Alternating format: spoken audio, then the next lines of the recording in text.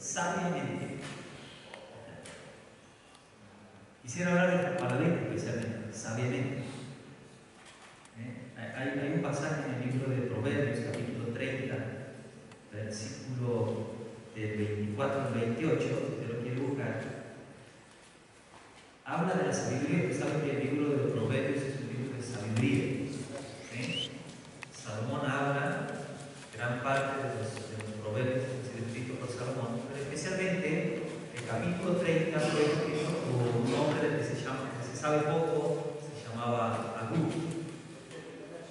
Y él escribe este proverbio y él mismo dice, no se considera ser un hombre sabio, pero él tuvo la gracia, vamos a decir, la sabiduría de Dios, de poder encontrar la sabiduría en las cosas que nos rodean de la vida, observando a su alrededor, observando la naturaleza en este caso. Vamos a ver, él pudo encontrar en las pequeñas cosas sabiduría. Y mira lo que dice: 4 cosas son de las más pequeñas de la tierra, y las mismas son más sabias que los sabios. En primer lugar, las hormigas, pueblo no fuerte, y en verano prepara su comida. En segundo lugar, los conejos, pueblo nada esforzado, y pone su casa en la piedra.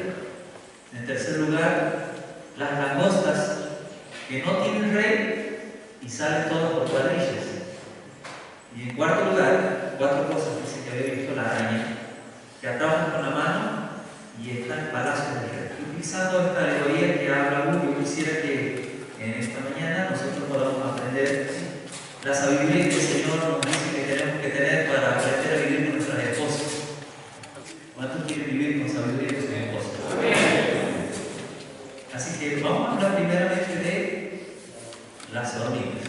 Nosotros tenemos un dicho cuando tenemos que hacer algo, un trabajo que requiere de perseverancia y requiere de minuciosidad. ¿Sabes lo que significa? O sea, hacerlo cuidadosamente. Decimos que es un trabajo de hormiga. ¿Ah? Todos decimos eso, vamos a hacer un trabajo de hormiga. Bueno, el matrimonio, nuestra relación con la esposa, justamente se trata de eso, un trabajo de hormiga. Y yo les voy a explicar por qué. Les cuento algo. Un hermano me contó una vez que su esposa estaba por salir de viaje y antes de salir ella le encarga y le dice: por favor, quiero que me cuiden la planta que me regaló mi madre, por favor, regálame. Y bueno, ella se va de viaje y como nosotros los varones somos un poco olvidadizos de algunas cosas, ¿no? ¿Cuántos son olvidadizos? Especialmente de esas cosas a veces que le encarga a la esposa, ¿no? El hermano se olvidó. El día siguiente llegaba la esposa después de una semana de viaje y el hermano se acuerda de la planta. ¡Ay, la planta! Va a ver y la planta estaba imprimida, se estaba muriendo la planta. Entonces, ¿qué hace él? Va a agarrar balde con un y empieza a mandar agua y agua y agua a la planta. Y la planta nunca reacciona, ¿no? Porque lo que él no había hecho todos los días no se podía hacer en un solo día. Y exactamente eso es lo que es el matrimonio. Es un trabajo firme, un trabajo de día a día. No se logra tener un buen matrimonio, un matrimonio exitoso, un matrimonio firme, con eventos que nosotros queremos hacer cada tanto, eventos importantes. A veces creemos que está todo mal en el matrimonio, creemos con una noche romántica, la sacamos a cenar por ahí y creemos que con eso ya va a tranquilizarse todo el mundo. Se parece que peor. O a veces creemos, no, nunca, ni siquiera un caramelo, pero un día le caemos con un ramo de flores y creemos que ese ramo de flores de repente tape todo aquello que ya hemos venido haciendo mal durante años.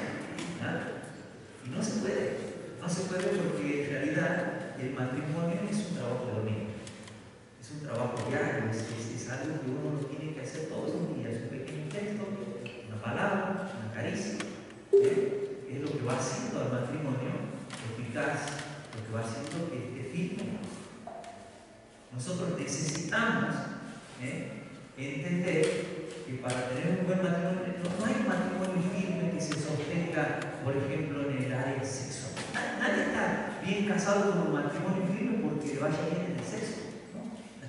Es imposible, ¿no? ¿Qué es eso? El matrimonio es un trabajo de día a día. Vamos a ver algunas pautas que nosotros podemos ver para saber cómo podemos hacer para tener un día a día en nuestro matrimonio. Primero, hay que ser considerado. Hay que tener consideración. Ser considerado significa ser sensible a las necesidades del otro. Nosotros los varones somos muy egoístas. Pensamos siempre solamente en nosotros, en cubrir nuestras necesidades. Nunca observamos a la esposa y la miramos como alguien que tiene necesidades. Siempre nos observamos a nosotros mismos. Todo lo que hacemos a favor de ella, lo hacemos pensando en que después vuelva a nosotros. Por ejemplo, le damos un buen dinero y decimos, hoy cocinate una comida rica, pero nosotros tenemos hambre. O llega el día de la madre y le regalamos un lavarropa, para que mantenga bien limpia la ropa. Sí. ¿Es así o no? Una plancha, claro, para que trabaje más. Y creemos que es un buen regalo.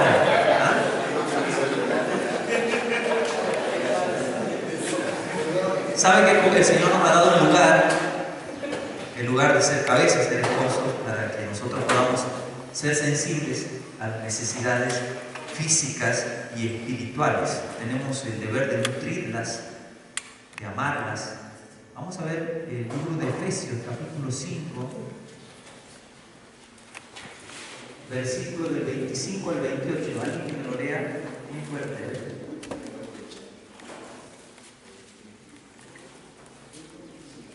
Así también los maridos deben amar a sus mujeres como a sus mismos cuerpos. El que ama a su mujer, a sí mismo se ama. ¿Lo ven? ¿Hasta el 28? Sí, 28 solito. No, del 25 al 28. Del 25 al 28. Maridos, amad a vuestras mujeres así como Cristo amó a la iglesia y se entregó a sí mismo por ella, para santificarlas, habiéndola purificado en el lavamiento del agua por la palabra, a fin de presentársela a sí mismo una iglesia gloriosa que no tuviese mancha, ni arrugas, ni cosa semejante, sino que fuese santa y sin mancha. Así también los maridos deben amar a sus mujeres como a sus mismos cuerpos. El que ama a su mujer, a sí mismo se ama. Ahí está. ¿Lo observa? ¿Se da cuenta? Mire, esto es sabiduría. Esto es ser sabio, darme cuenta que a mayor amor, a medida que yo más la amo, más la nutro, más soy sensible a sus necesidades, eso también vuelve hacia mí. Porque cuando hay una mujer que se siente amada, se siente segura. Dice la palabra de Dios que el verdadero amor echa fuera el temor. Una mujer amada es una mujer segura, sin temores. Una mujer que se siente amada no tiene por qué tener alguna otra necesidad. Y la mujer tiene necesidades que nosotros los varones no las tenemos. Y debemos aprender a entender eso. ¿A quién de nosotros nos encanta recibir flores? Dígame. No mueve un pelo una flor, ¿no es cierto? Hace años que no me regalan una y nunca me ha afligido. ¿Usted? Pero la esposa sí. La esposa sí. Si alguien le trae o no le trae un chocolate, se lo compra usted si tiene hambre. Pero la esposa sí. La esposa tiene necesidades que nosotros los varones no las tenemos y debemos de aprender eso. Eso es ser sabio. Entender de que ella tiene otras necesidades diferentes. Según los estudiosos dicen que la mujer tiene 5 tipos de amor, nosotros no.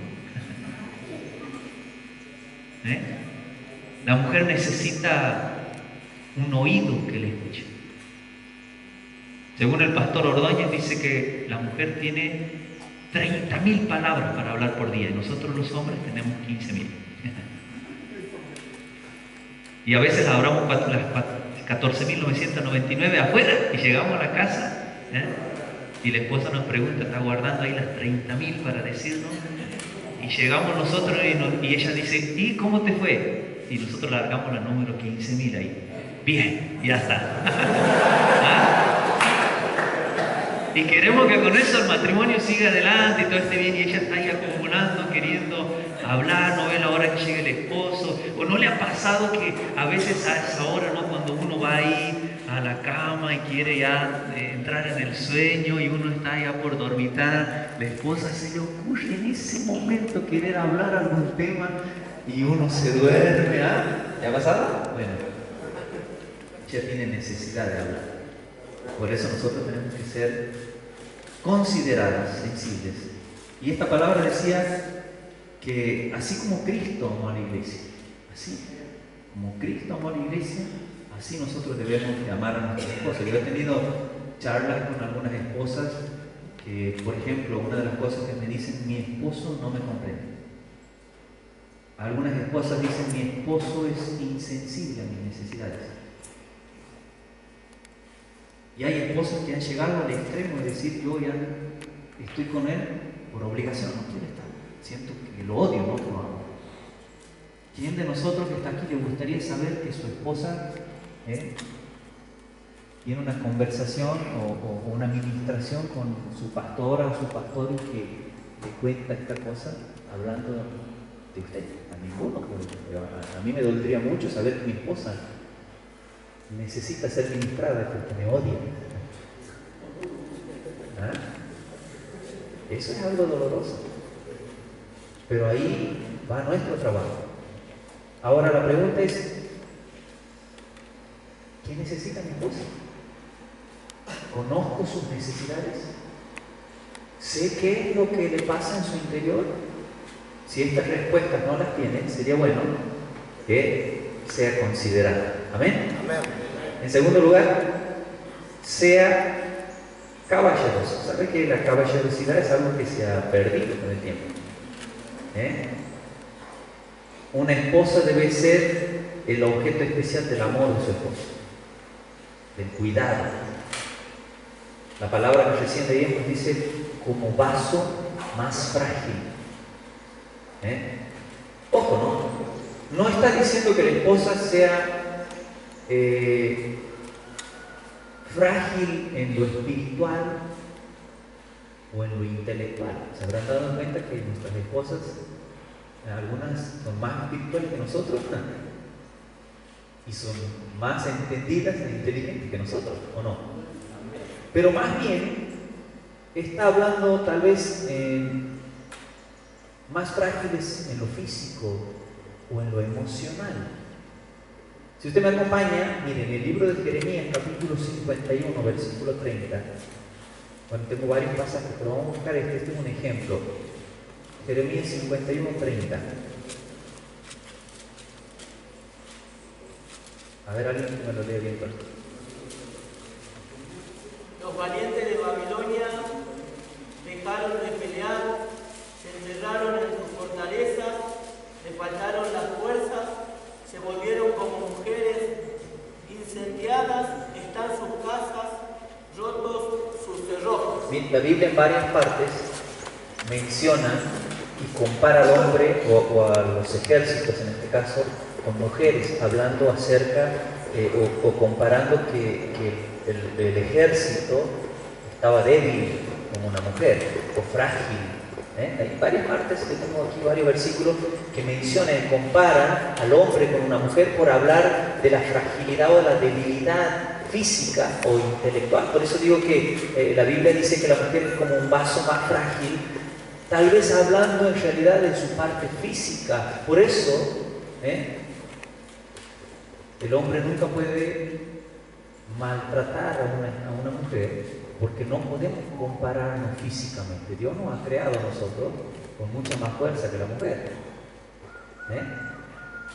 Ni siquiera con nuestras palabras, porque emocionalmente una mujer se quiebra fácil. Nosotros capaz que nos podemos aguantar una montaña de insultos, pero una mujer una palabra. Algunos dicen que las mujeres cuando se enojan no se ponen histéricas, sino históricas, porque empiezan a acordarse todo lo que le hemos dicho. Cada palabra se acuerdan. Ay, cuando un día me han dicho tal cosa, porque esas palabras son puñales, son malas. Miren, no es un amor egoísta lo que el Señor nos pide, sino en la caballerosidad tiene que ver con un amor en un diseño de Dios, un diseño maravilloso de Dios de complementación. Practicar la caballerosidad es lo que nosotros necesitamos, entendiendo de que la mujer es más frágil que nosotros.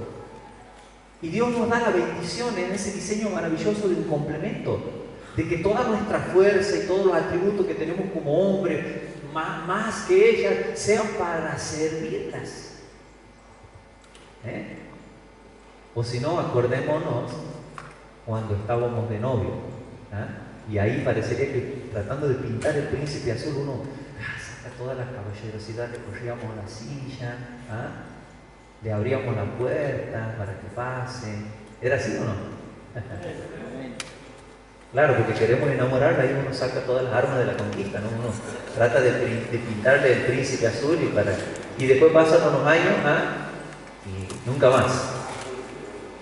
Se ve, usted observen en el centro. Quiero observar y darse cuenta cuando usted ande por ahí por la calle, por una zona donde anda la gente, va a observar los matrimonios.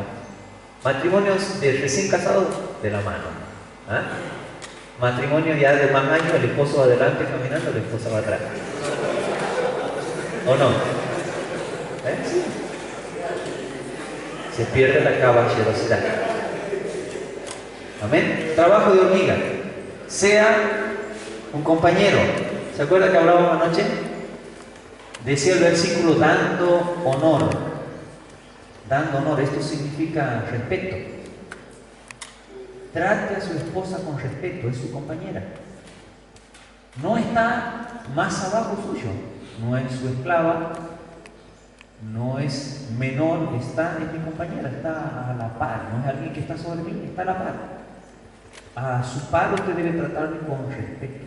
Cultivar el compañerismo habla de cultivar la amistad. Amén.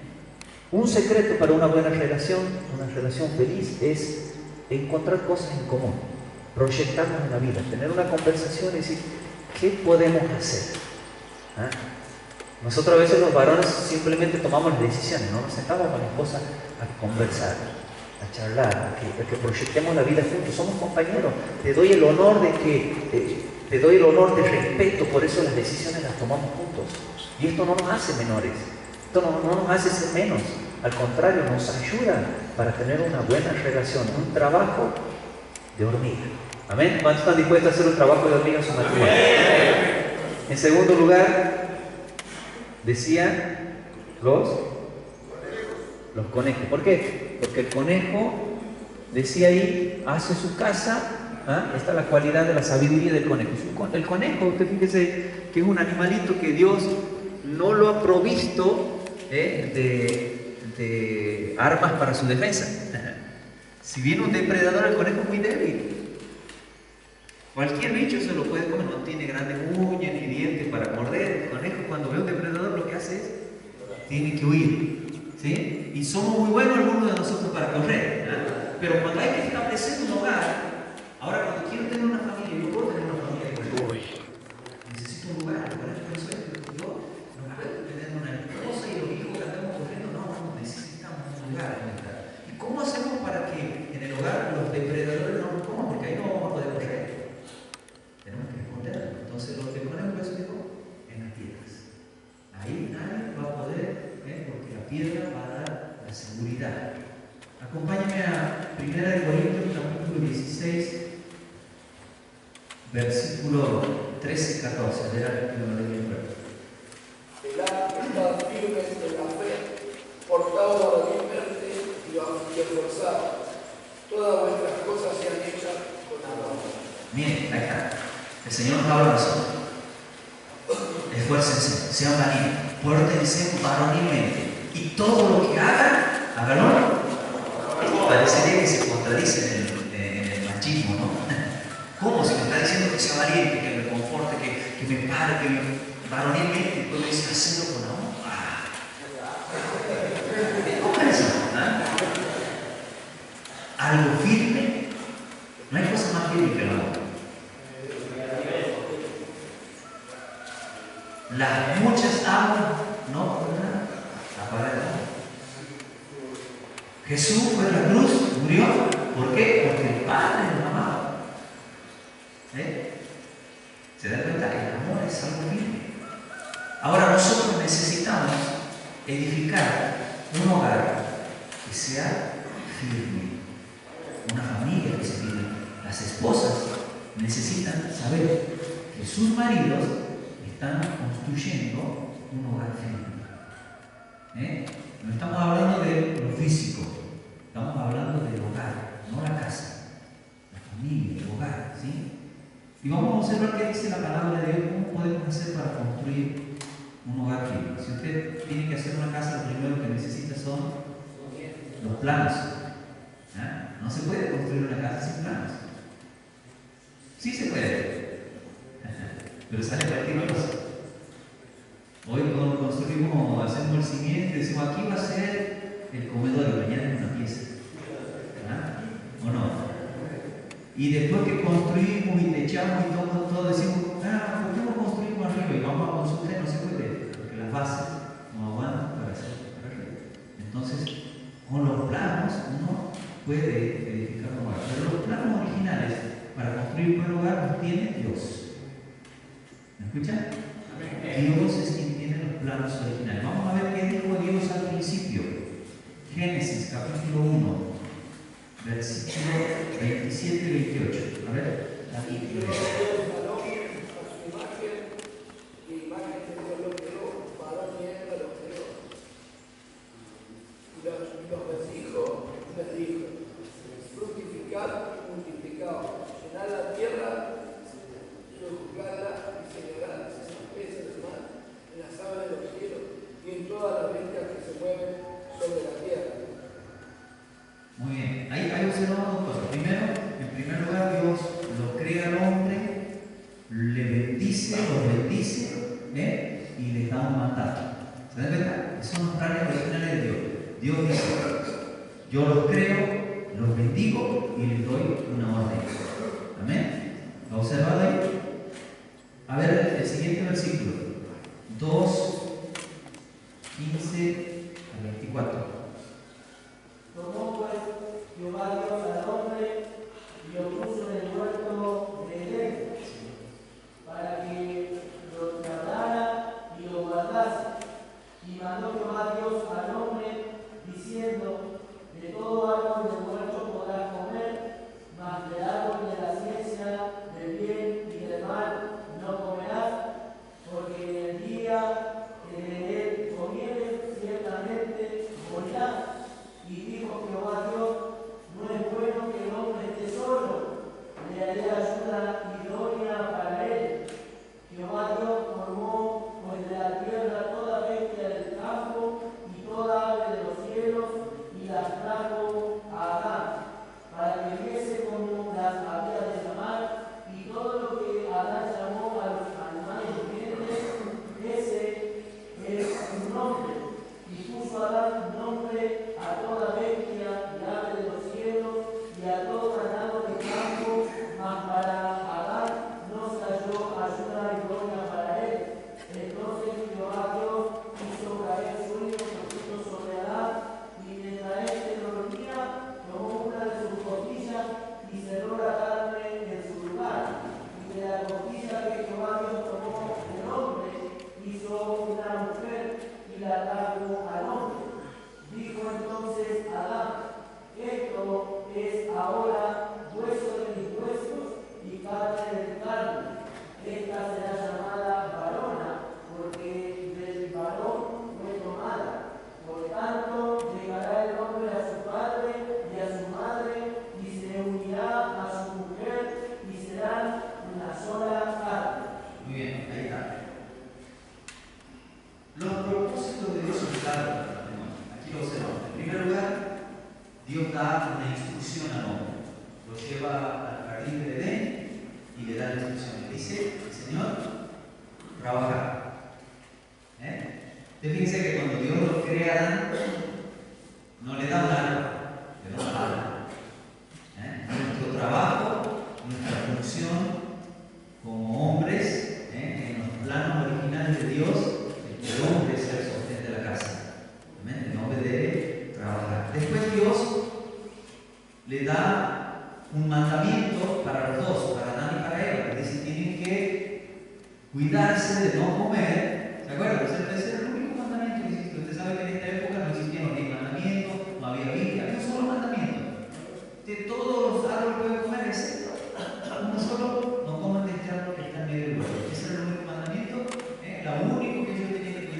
no hacer. Todo lo demás estaba permitido.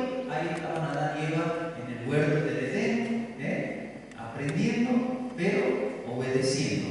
Y en tercer lugar, dentro del propósito claro de Dios, dice, le crea Dios a Adán una compañera, una ayuda idónea. Dice Dios que él se dio cuenta y dijo, no es bueno que lo haga solo. Y le crea la ayuda idónea. Esto significa el complemento para él, porque Adán le faltaba. No sé qué observa Dios en Adán.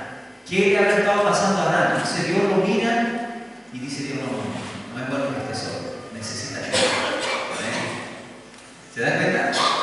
Y Dios crea el complemento. En el libro que leí hace unos días, la palabra ayuda idónea significa ayuda opositora.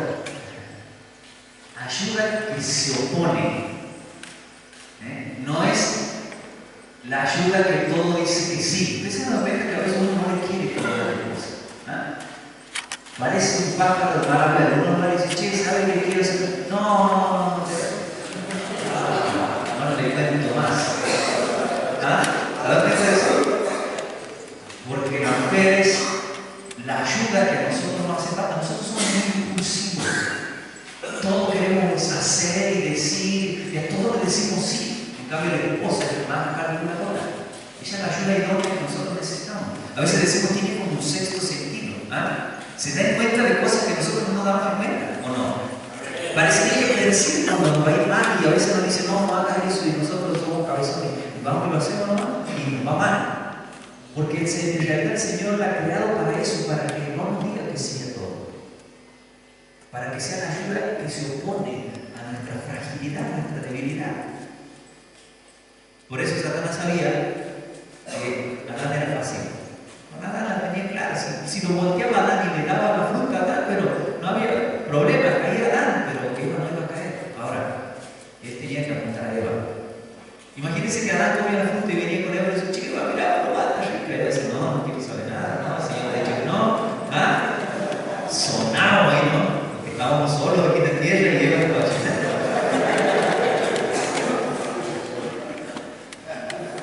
Pero Satanás, que es astuto, fue con Eva.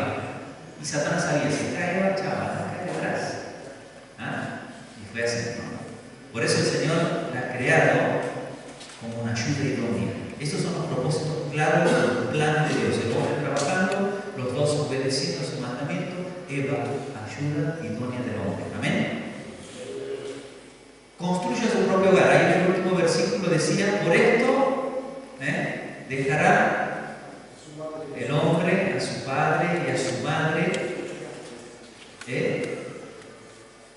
Esto es cortar el cordón umbilical. ¿Sabe que desgraciadamente vivimos en una sociedad donde a veces hemos sido criados en un hogar diferente? Yo, por ejemplo, soy el único hijo varón en mi casa.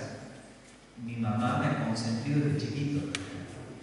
Y yo me acuerdo que nos casamos con mi esposa y como el primer mes, como todas veces tenía calculado que iba a alquilar tal lugar para que vayamos a vivir y no se da, el primer mes me voy a vivir en casa de mi mamá.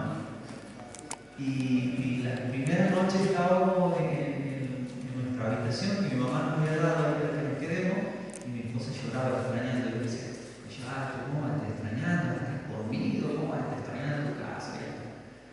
Al mes nos vamos a alquilar y nos vamos a estar allá. Y yo la noche tengo una angustia, quería volver a mi casa. No quería mostrarle que lloraba. Pero construir el propio hogar es alejarnos. Usted sabe que ambos hemos sido criados en familias diferentes. Por ejemplo, en mi caso, nosotros hemos estado 9 años de novio. 9 años de novio. Yo pensaba que la relación después de casarnos, después de 9 años de estar de novio, iba a ser muy sencilla. Pero no es lo mismo estar de novio que estar casado. No es lo mismo, nunca, jamás. Porque ahí es donde se encuentran dos formas de crianza diferentes. Dos familias que han criado a sus hijos con principios diferentes, con formas diferentes. Parecen tonteras, parecen cosas muy sencillas, ¿no? Porque a mí me han enseñado que los codos no se ponen sobre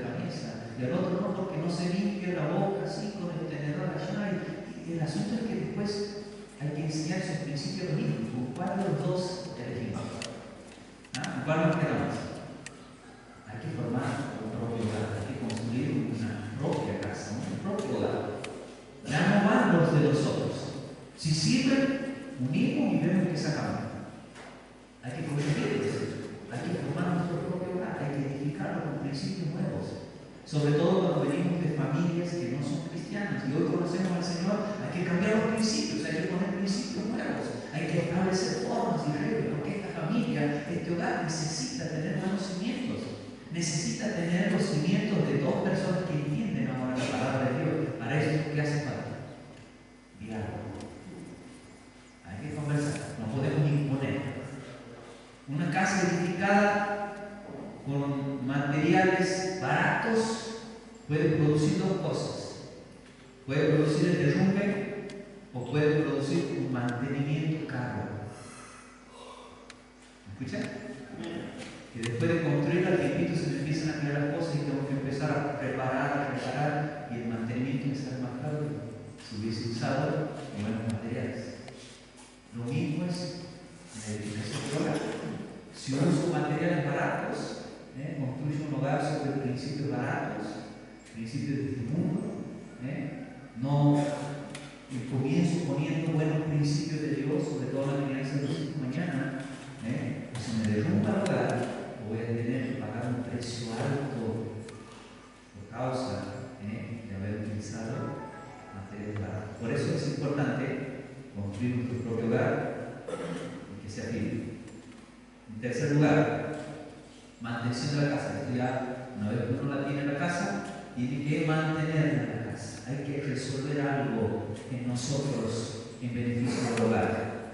La ira, el enojo. La ira, el enojo. Es un tema a resolver.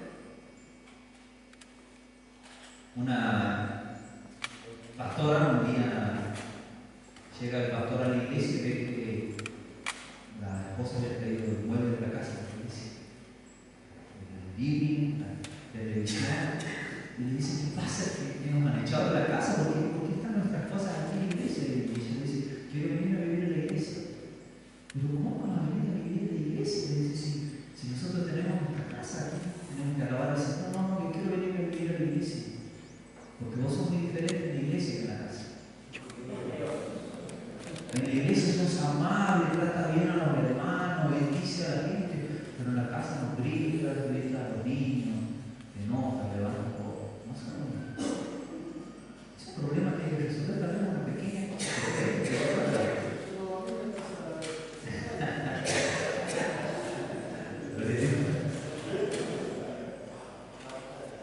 Es un problema que hay que resolver con la ira. Es algo para tratar, hermano. Jesús decía: te pueden enojar, todos nos podemos enojar, airaos, pero no pequéis. Que no se ponga el sol sobre vuestro enojo. ¿Qué significa esto? No estés enojado todo el día.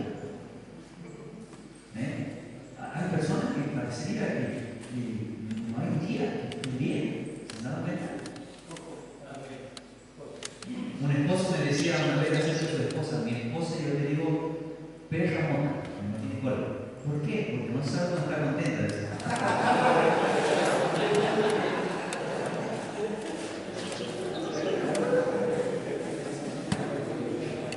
No puede ser así. No puede ser así. La ira es algo para tratar. Tenemos que aprender a tratar nuestro problema de ira. ¿Me escuchan? Necesitamos tratar nuestro problema de ira. Es algo que afecta tremendamente a la familia.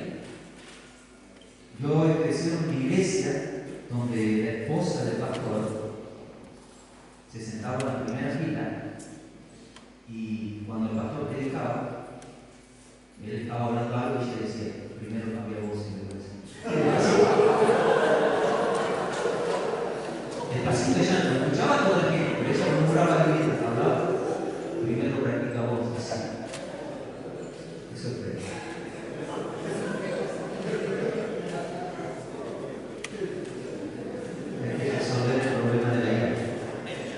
Algo parecido, mantención de la casa, preparar la casa, gestión de los conflictos. En todo hogar hay conflictos, hay problemas. No hay que existe una casa donde no hay problemas. Toda la casa tiene conflictos. Pero los conflictos son para resolverlos. Nosotros muchas veces atinamos en silencio. Tenemos el silencio para resolver las cosas. Hay un mensaje muy bueno del pastor Serafín Contreras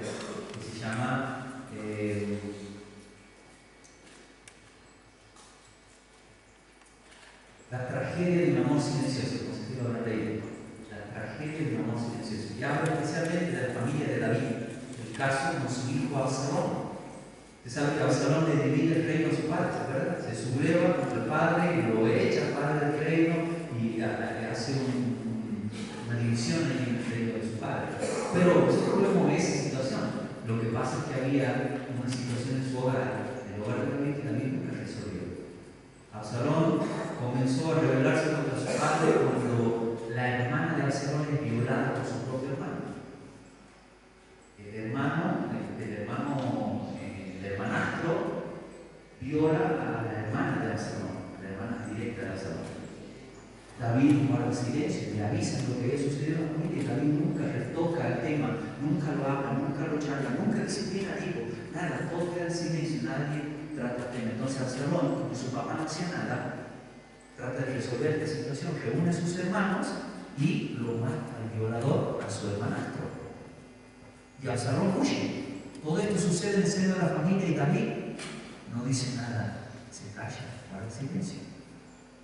Luego de algunos años, el muchacho andaba por ahí perdido, haciendo cosas malas que David no resolvía con Absalón, andaba lejos de la casa, no iba a hablarlo, no le decía nada. Uno de sus valientes de David viene y le dice: Señor, usted tiene que hacer algo con el muchacho hablando mal, hágalo traer, hable con él, resuelva la situación. Y David dice: bueno, hágalo traer. Y viene Absalón a la casa queriendo hablar con su padre, y David dice: no tiene nada que hablar conmigo, anda, encerrado en tu piso. Y Absalón se pasa encerrado en la habitación con el silencio de su padre por mucho tiempo, hasta que ya no puede resolver lo malo en su corazón y se subleva contra su padre. Hay muchas cosas que nosotros pensamos que se resuelven con el silencio. Discusiones en el hogar, con la esposa, en la familia, que guardamos silencio, nunca las enfrentamos. Son problemas que nunca nos hemos sentado a resolverlos. No porque sean menos cosas, son una parte significante de nosotros y de nuestro ministerio, pero a veces nos falta la valentía simplemente para sentarnos a hablar. Los conflictos son para resolverlos. Nosotros tenemos que aprender a resolverlos. Tenemos que aprender a tener la valentía para resolverlos, como sea. El perdón resuelve todas las cosas. Amén.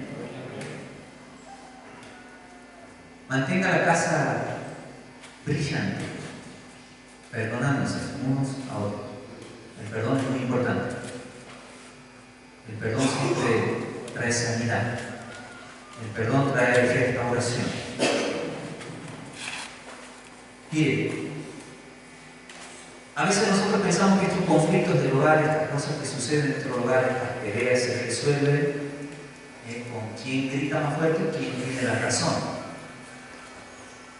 Hay una historia en la Biblia, es más, David escribe el Salmo 34, él lo escribe basándose en esa historia, en lo que a él le pasó.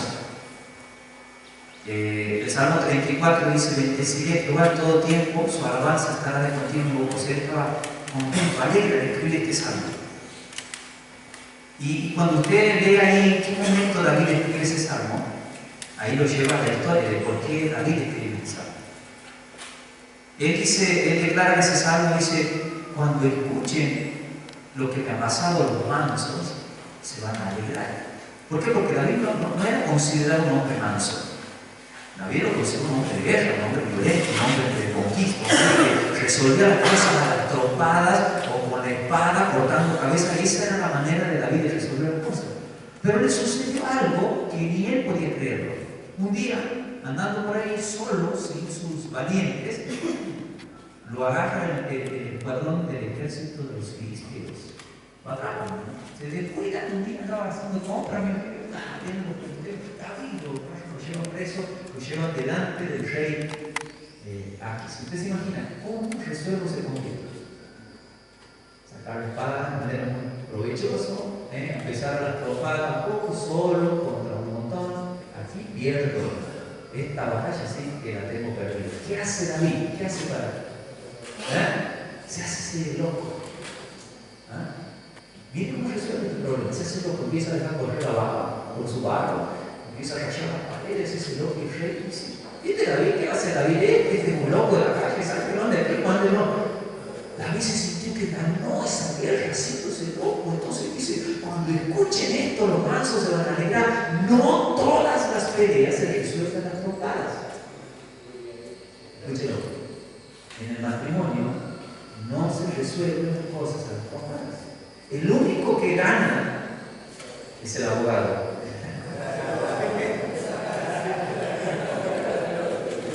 El abogado gana siempre.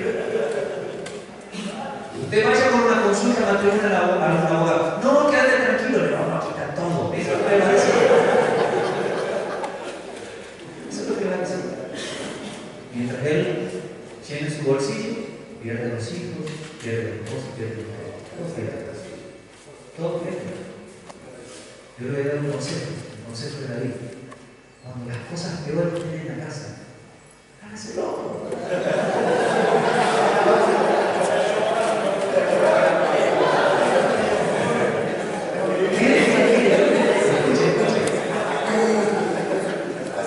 A veces, cuando la esposa empieza, no, pero bueno, amor, sí, está bien.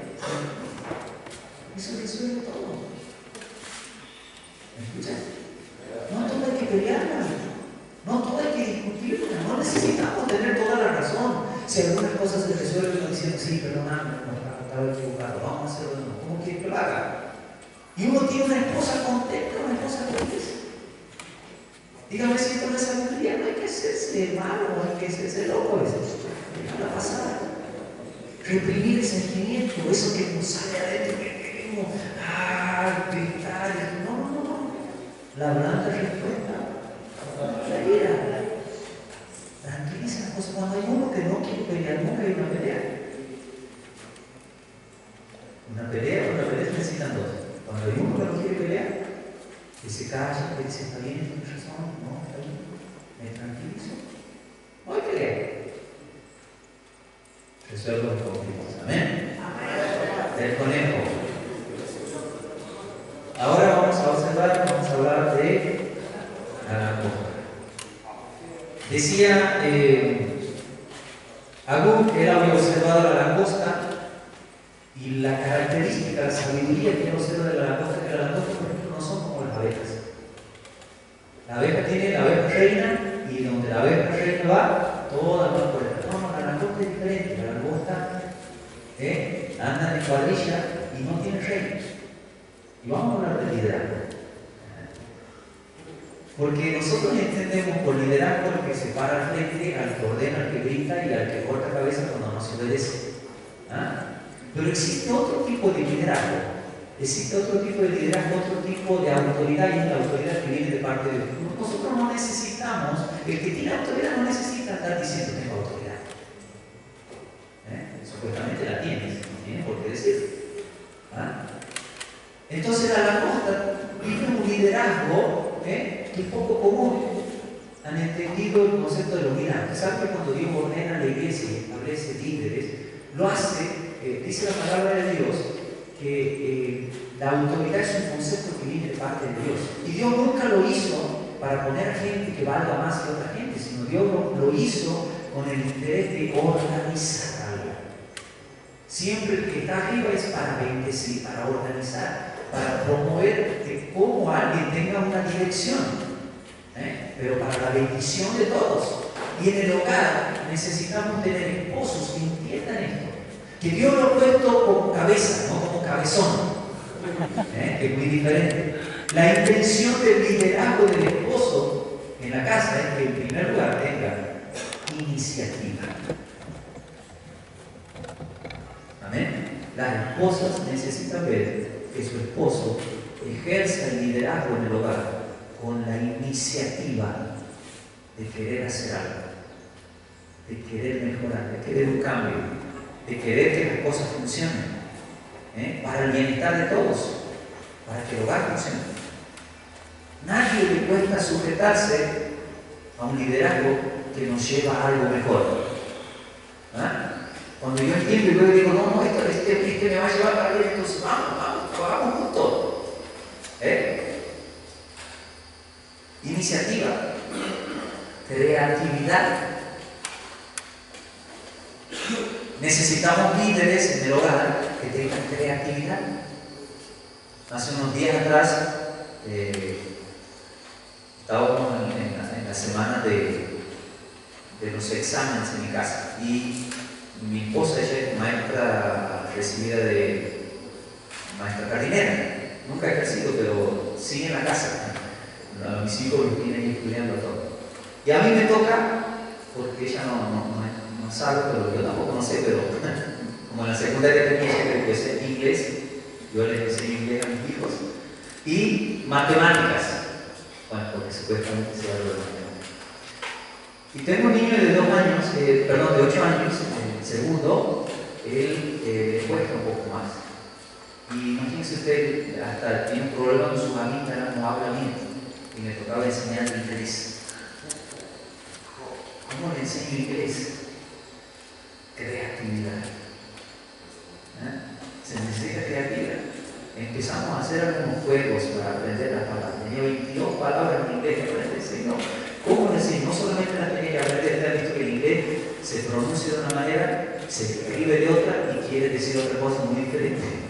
3 cosas tiene que ver. Entonces, ¿cómo hago que el niño de 8 años que no sabe hablar bien el castellano aprende inglés? Entonces ahí a usar la creatividad.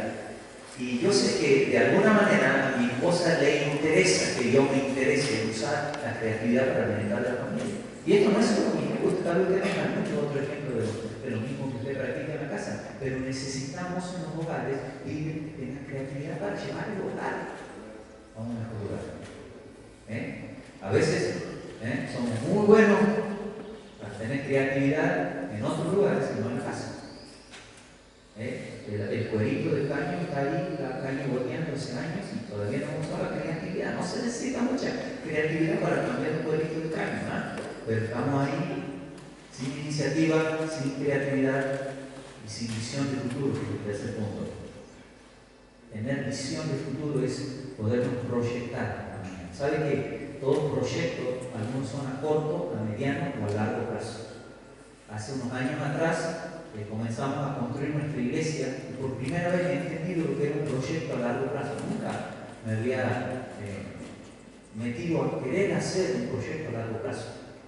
Y me he dado cuenta que todos mis proyectos tienen que ver con hoy, mañana, la semana siguiente o el mes que viene.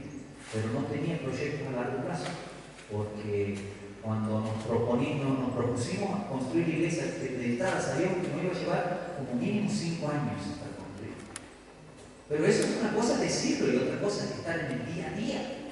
Íbamos a las tardes, dedicábamos 3 días a la semana con mis hermanos, 2 horas, cada uno de esos días 2 horas, para ir a trabajar. Y teníamos una montaña más o menos del alto de esa ventana de escombros así. Y había que moverlos. ¿Recuerdan cuando nos trasladábamos los escombros por el campo? Más todavía. Y íbamos todos los días y con la pala. Y pasaron unos meses y me empezó a dar una ansiedad, una desesperación. No puede ser, no hacemos nada. Aquí no vemos ni un blog de más. ¿Cómo puede ser que no tenemos que hacer algo más? Una desesperación porque todo proyecto a largo plazo provoca ansiedad. Y nunca me había dado cuenta que la ansiedad era algo terrible. Me desesperaba, quería hacer algo más, no puede ser que esto no esté funcionando. Pero la familia debe proyectarse a corto, a mediano y a largo plazo. No podemos solo hacer proyectos para hoy, para mañana o para este año. Tengo hijos que criar un matrimonio. Pienso ser un viejito de hermano con una viejita. Entonces hay que proyectarlo. Hay que tener visión hacia dónde quieres ir. Muchas veces nuestros proyectos son al revés. Edificamos el hogar al revés, ¿se dan cuenta? Primero decimos, vamos a construir una pared. Bueno, hay que cavar, ¿no? Eso es lo que pensamos. Primero hay que cavar. No. Hay que empezar al revés. ¿Cómo va a ser la pared? ¿De qué alto? ¿Cuánto va a medir? ¿Qué vas a hacer después arriba? Primero te proyectas en el final. ¿Qué quiero lograr? Una vez que tengo la visión de lo que quiero lograr, comienzo a proyectar a ver cómo hago para llegar a eso. ¿Me entiendes? Eso es tener visión del futuro. Todos decimos, antes de casarnos, nunca me he olvidado un matrimonio que aconsejaba jovencitos de ellos y no tenían a dónde ir y yo les ofrecía una habitación que había en la iglesia porque se querían casar y les ofrecía un lugar donde puedan estar y ellos me dicen, no, sí, nosotros vamos a tener una casa así, con la piscina así en el fondo y que esto y el otro. Sí, vivimos aquí.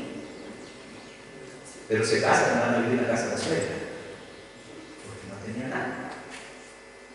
Tener la visión del futuro es comenzar a trabajar para llegar a eso. exitoso, ¿no es cierto? Todos queremos tener una familia firme, todos queremos tener una familia que nos funcione. Bueno, hay que trabajar para eso, hay que tener la visión y hay que empezar a proyectarse para ver cómo llegó a eso. Y para eso hace falta liderazgo. Un liderazgo que no le da la cosa. Por último, Agú observa a la araña y dice que la araña es sabia. ¿Por qué? Porque aunque la araña es un insecto muy común, lo puedes agarrar con la mano, ¿ah? La araña puede llegar a poner su casa hasta en la casa del rey. ¿Ah? Por eso vamos a hablar de cómo hacemos para elevar el valor de mi hogar. ¿Me escuchan? Para dignificar mi hogar. Me gustaría que usted pueda abrir Segunda de Samuel, y vamos a observar la historia que hablábamos anoche, capítulo 23, versículo 11. Sí, 23, 11. ¿Cuánto? 23, 11.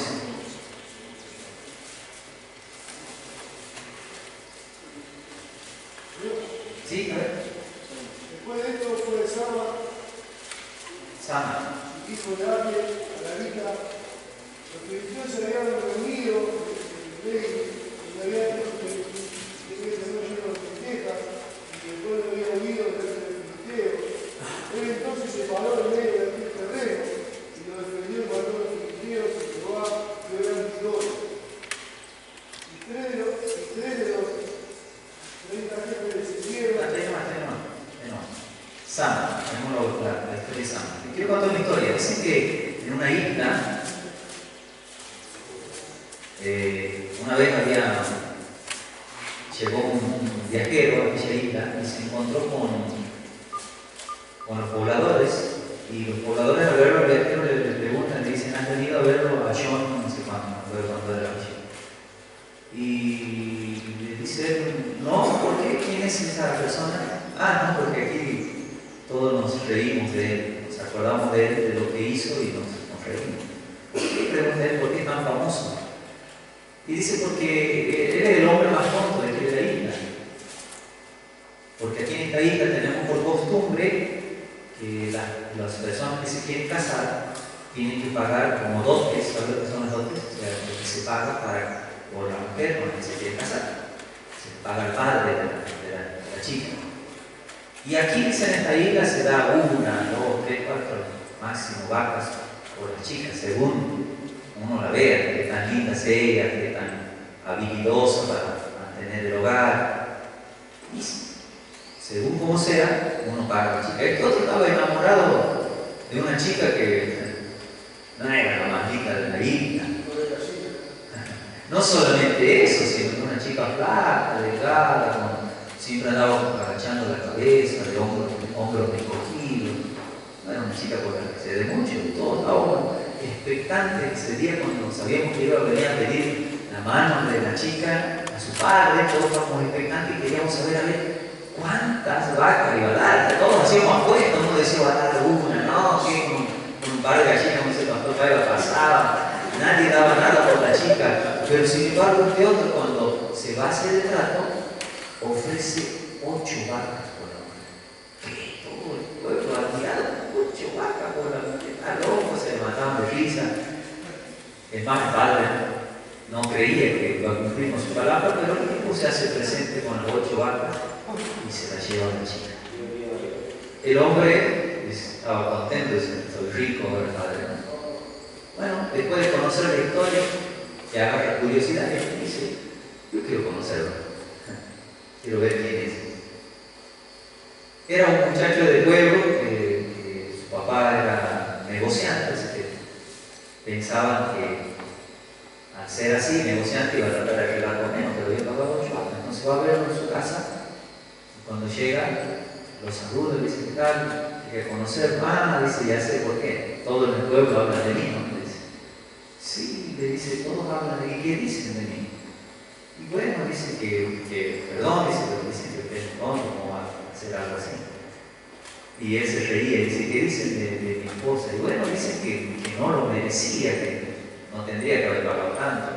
Hasta eso ellos pasan, se sientan, lo hace sentar en su living, y en un momento así entra una mujer esbelta, alta, hermosa, y le sirve el café. Gracias, mi amor, y se va. Y el otro viajero queda así, ¿esta es la mujer?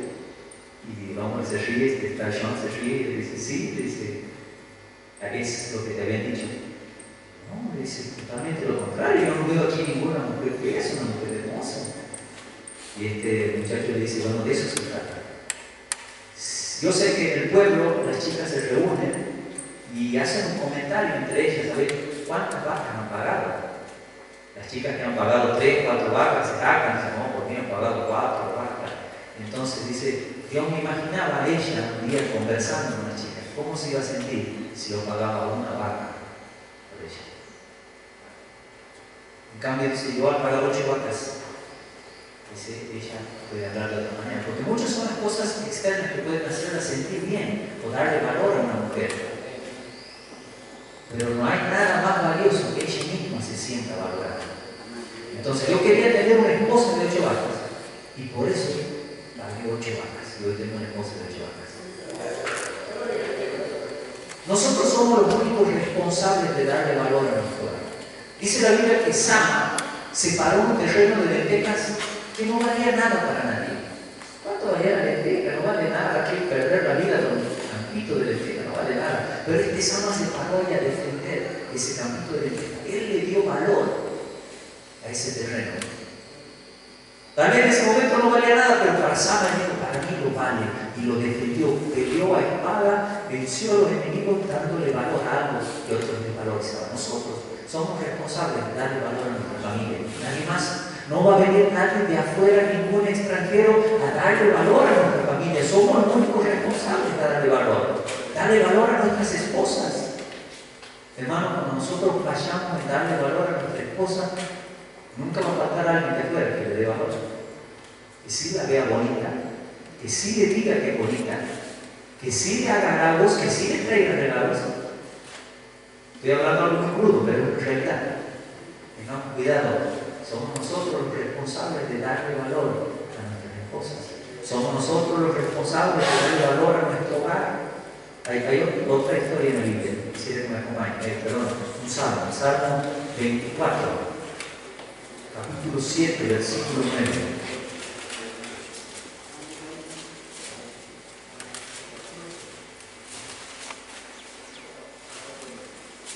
Agú encontró que la araña, aunque es un animalito sencillo, lo puedes atrapar con la mano, puede llevar a su hogar, elevarlo, darle honor a su hogar. Ella puede vivir con el rey.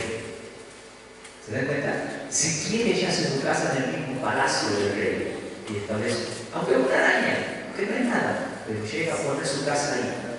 Esa es la sabiduría de ella. Que dice el Salmo 24, del 7 al 9.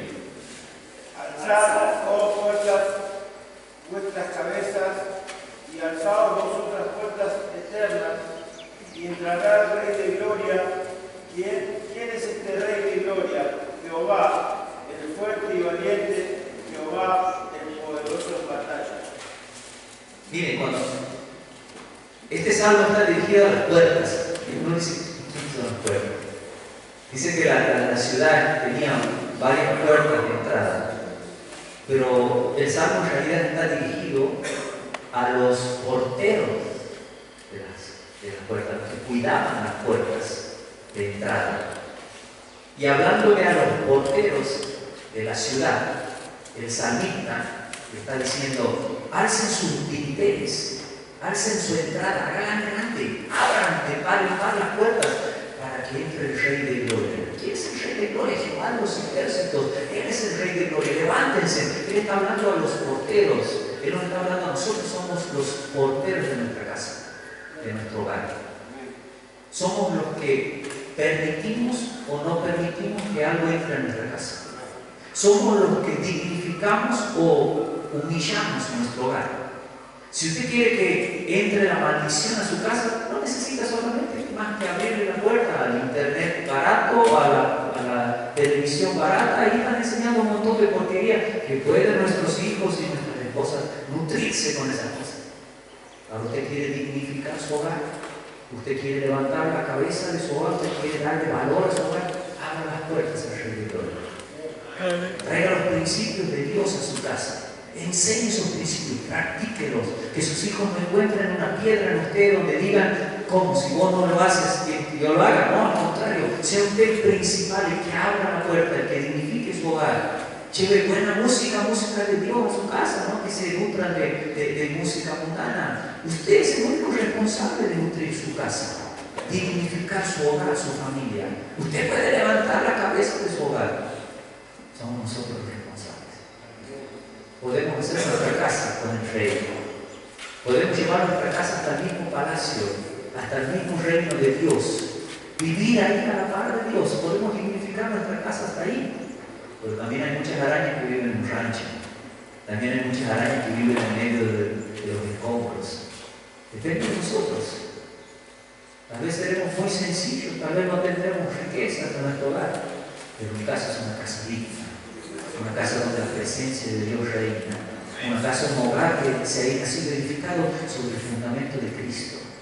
Esa decisión la tomamos nosotros, en las pequeñas cosas de todos los días, porque lo que necesitamos no es más que aprender esas pequeñas cosas. Amén. ¿Desea tener un tiempo de oración? Cierre sus ojos, ahí lo escuchar. Gracias, Señor, te doy esta mañana por tus siervos. Gracias por cada uno de ellos, Dios, Señor, que nos has hecho valientes, nos has hecho esforzados y le has dado, Señor, una cualidad especial, Señor, que no tienen muchos, Señor, que es la capacidad de recibir, la sabiduría, Señor, de recibir el consejo de tu palabra.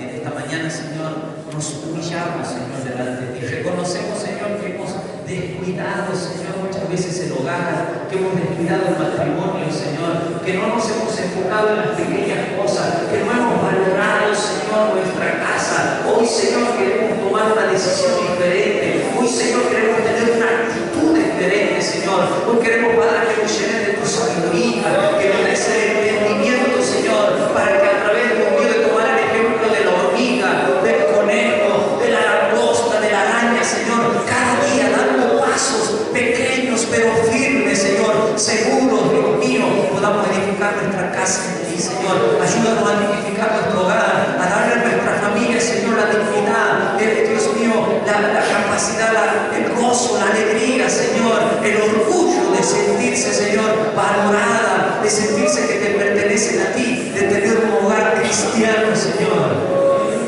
Te bendecimos, Señor, en esta mañana. Te bendecimos, Señor. Tu palabra dice que tú pones el querer como el hacer, Señor. Danos la fortaleza para hacerlo.